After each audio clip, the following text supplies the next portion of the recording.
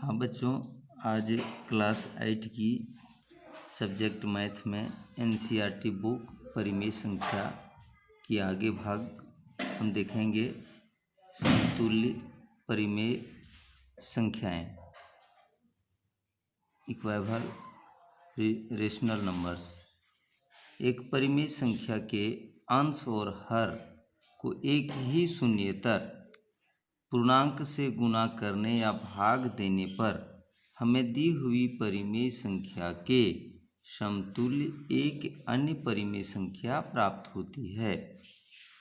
तो हमें यहाँ देखना है कि समतुल्य परिमेय संख्या की तुलनात्मक क्रिया हम कैसे करेंगे। तो उदाहरणार्थ के लिए हम देखेंगे कि -2/3 और -6/9 यानी कि समतुल्य परिमेय संख्याएं।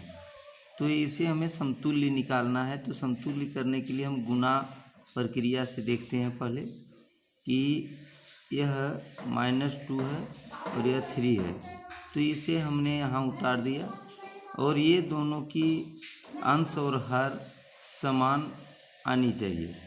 तो समान रूप से कटना चाहिए दोनों का। तो दोनों को हम यहाँ गुणा क्रिया से पहले कर रहे हैं। तो -2 गुनी 3 और 3 गुनी 3, तो इसे हम गुना करेंगे 2 तिया -6, माइनस यहाँ 2 है तो -6 हो गया।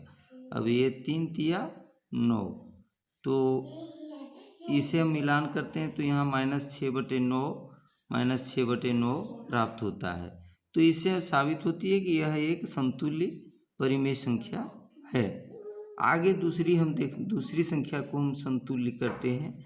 फिर आगे देखते हैं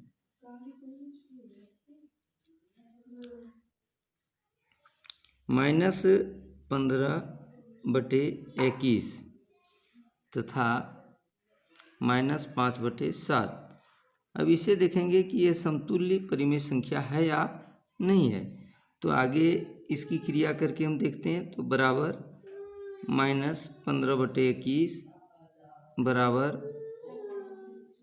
-15/21 भागा की क्रिया करते हैं। तो इसमें हम भागा की क्रिया करके देख लेते हैं। तो भागा 3 और 21/3, तो दोनों की सेम अंश और हर से हम ये करते हैं तो हमें प्राप्त होता है भागा देने पर कि 15 को 3 से भागा देंगे तो -15 को 3 से भागा करने से -5 प्राप्त होता है और 21/3 को करते हैं तो यहाँ 7 प्राप्त होता है, यानी कि -5/7 और -5/7 दूसरी भिन्न जो है दोनों की समतुल्य है। आगे परिमेय संख्या की कुछ तुलनात्मक परिमेय संख्याओं की तुलना, कंपैरिजन ऑफ रेशनल नंबर्स।